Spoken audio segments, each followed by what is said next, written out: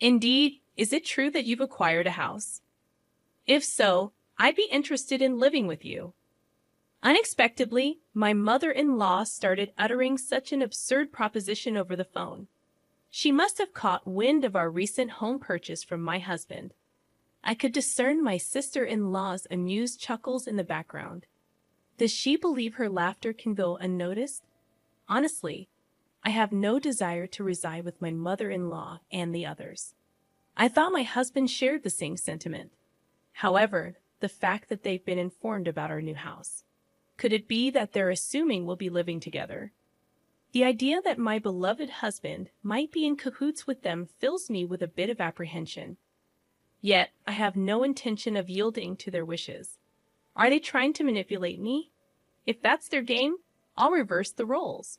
Reflecting on all my past tribulations, I pledged revenge against them. I am Kate Thompson, 30 years old, working as an ordinary employee at a major financial corporation. I married my husband Joe 3 years ago, and though we don't have children yet, there's a valid reason for that.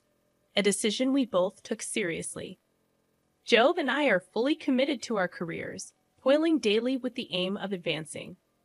Once our professional lives stabilize, we plan to build our own home and create a stable environment for raising children. We've agreed to revisit the topic of having kids once our careers settle down. This was a decision we made earnestly, sharing our genuine feelings and thoughts. We do aspire to have children eventually, and now as we prepare for that, I find myself recalling all my past struggles. Then one day, I successfully executed a well-planned project at work, and my promotion was officially confirmed. While my salary was already sufficient, the promotion brought even more comfort to our lives. On the other hand, Joe, although not promoted, received a substantial salary increase due to his years of service. With both our incomes on the rise, I felt it was time to turn our long-held dream into reality, so I broached the topic with Joe. Joe, I want to talk to you. Over the past year, both of us have had stable incomes. I think it might be time to consider getting our own home. What do you think? Oh, is it time already? From his excited voice, I could tell Joe was thrilled. Actually, I've been thinking about it too, but since I haven't been promoted yet, I felt a bit hesitant to bring it up. Don't worry about that. It's not like only one of us needs to earn money. I was thinking it might be okay to build our home in my name. Really?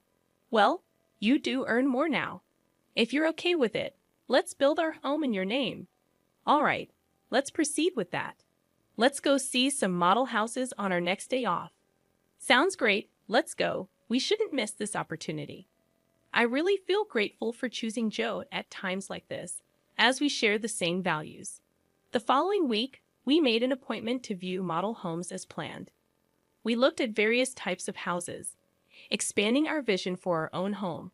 On weekends, we began creating simple floor plans together, researching online. During a recent visit to a construction company, they suggested that instead of leaving everything to them, it's better if we create our own image for a more satisfying home. So Joe and I started building that image. However, neither of us has much knowledge of architecture or design, and even with research, it takes time to put it into practice. While taking breaks, we continued working, and then the doorbell rang.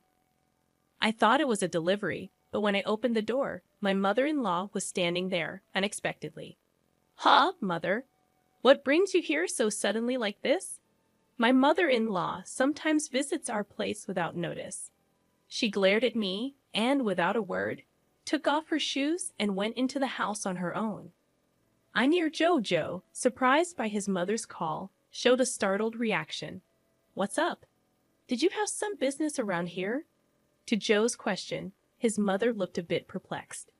"Yes, I told Kate about it over the phone a little while ago, but it seems Joe didn't know." "I see. Maybe Kate forgot to tell me. Seems like it, Joe, even though he's still young, has a terrible memory." "That's not true, Mom. It's not forgetfulness. Kate is incredibly busy with work, and at the same time, she takes care of the household. Her mind is always full of things to do. You're such a kind boy, Joe. If your late father were here, he definitely wouldn't have forgiven that. I really respect Kate from the bottom of my heart. So, Mom, why did you come here today? To Joe's question, his mother smiled contentedly. Then she slowly took out a travel brochure from her bag, spread a page with a post-it note on the table, and showed it. Listen, Joe, I've always wanted to go to Niagara Falls. Won't you take me, please? My mother-in-law began to say such things excitedly out of the blue. Caught off guard by the sudden request, both Joe and I were left staring at her, mouths agape. My mother-in-law, relentless, kept pressing Joe, who was clearly flustered. Come on, Joe, you agree, right? Think of it as a way to show filial piety. Wait a minute, Mom. I'm in trouble if you suddenly say you want to go on a trip. Though you can come too, actually. I was thinking of going with Claire, but if Joe wants to go, I'm delighted to turn it into a family trip. Claire is Joe's sister. What are you talking about? Kate is here, and I can't get time off from work. But it's strange for me to pay for a trip for you and my sister, right? Not strange at all. Spending money for the family is a wonderful thing, don't you think so, Kate? Suddenly turning to me, my mother-in-law sought my agreement. Though shaken, I firmly expressed my opinion to her. Using one's own money for family isn't bad, but I think imposing it on others is different. What do you mean by that? Are you saying I'm trying to extort travel expenses from Joe? I didn't mean to say it in such a harsh way, but listening to you, it sounded like you just wanted us to pay for the trip, Katie. That's terrible. I had no such intention, but you're making me out to be the villain in front of Joe. I'm so shocked. That's not. I didn't mean to call you a villain. I just answered honestly to what was asked. Okay, no need for excuses, Kate. Why are you so heartless? You must not like me, do you? My mother-in-law, visibly upset, glared at me with icy cold eyes. It always turns out like this when she comes over. She always finds some reason to demand money and then squanders it with Claire, Joe's sister.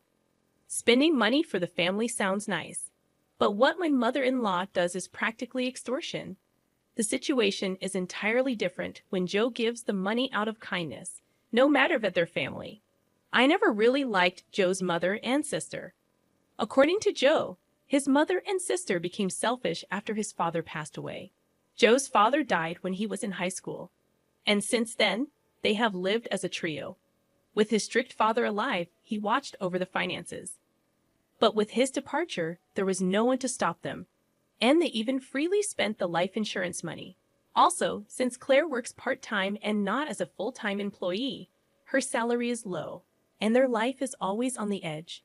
So this is why she regularly visits our house, making excuses like life is tough, or I want to relax and travel somewhere, to extort money from Joe. Before marrying Joe, it seemed he was at the mercy of his mother and her demands. After his father's death, a sense of dependence for being cared for by his mother had bound Joe. However, since marrying me, Joe seems to be gradually realizing their true nature. Even when repeatedly asked for money, recently he's been trying hard to refuse. For Joe, that's quite a growth. Moreover, he has recently become able to speak back firmly to his mother. To my mother-in-law's spiteful words like, "You don't like me, do you?" Or "Why should I?" For such an uncharming daughter-in-law, Joe responded clearly, "Just because you're my mother doesn't mean you can speak badly of Kate. Didn't Kate just answer what you asked her?" Mom, you're taking Kate's side. What are you talking about? I think you're in the wrong here, Mom. That's so unfair. Surely Kate must have poisoned your mind against me, poor thing. You were such a kind child before we got married. I'm telling you, that's not it. I'm saying this because I think so.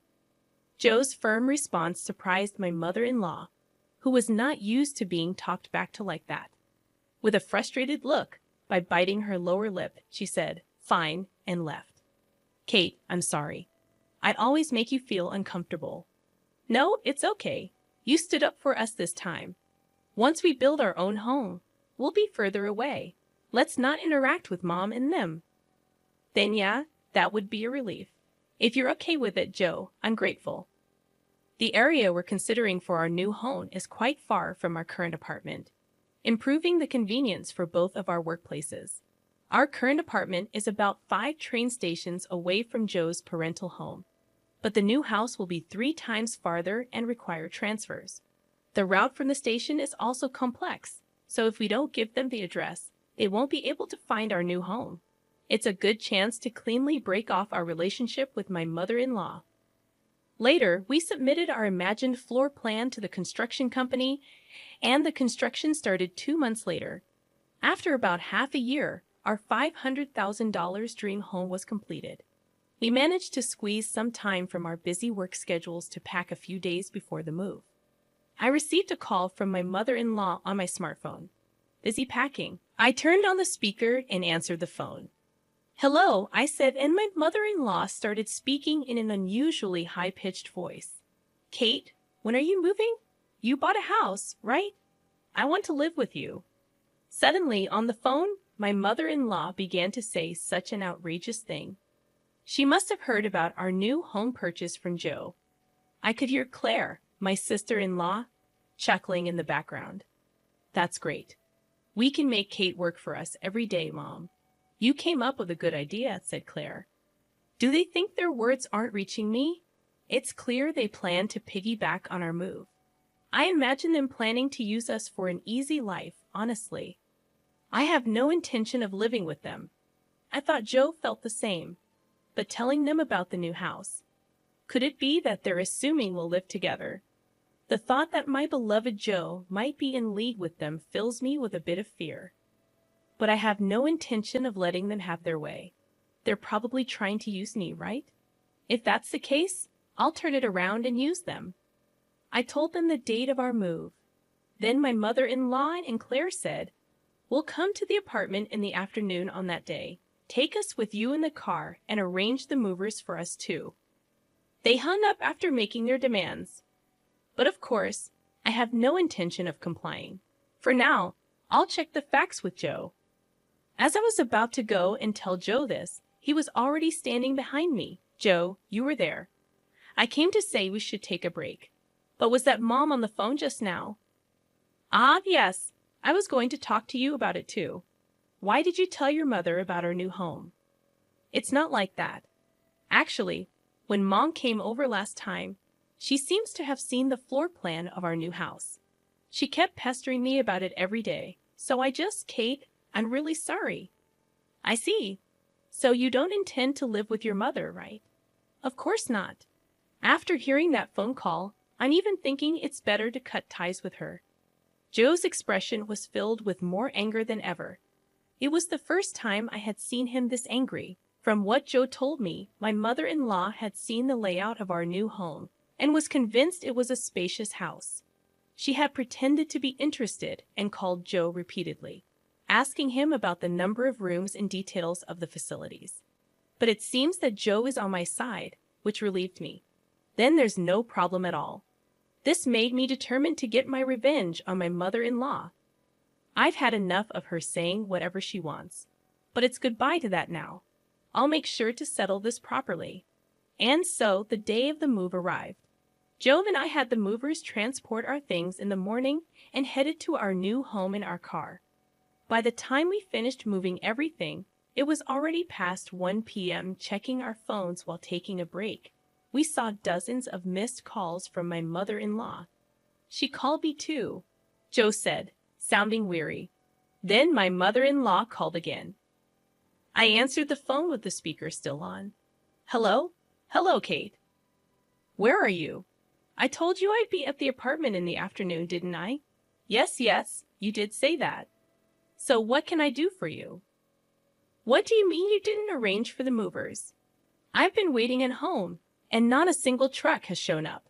So I had to go to your apartment myself." "Is that so? Well, that's too bad. You know, I didn't arrange for any movers." "What? That's not the agreement. Where is your new house?" "Huh, you really think I'll tell you?" After saying that clearly, my mother-in-law uttered a dumbfounded huh. She probably thought that as long as Joe was there, she could always have her way. But Joe is different now. He's my precious ally, trying to cut off the bad ties with his family. Determined to release all my pent-up feelings, I spoke firmly. Just to let you know, neither Joe nor I have any intention of living with the two of you from now on. Please don't involve yourselves in our lives. What are you saying? Your opinion doesn't matter.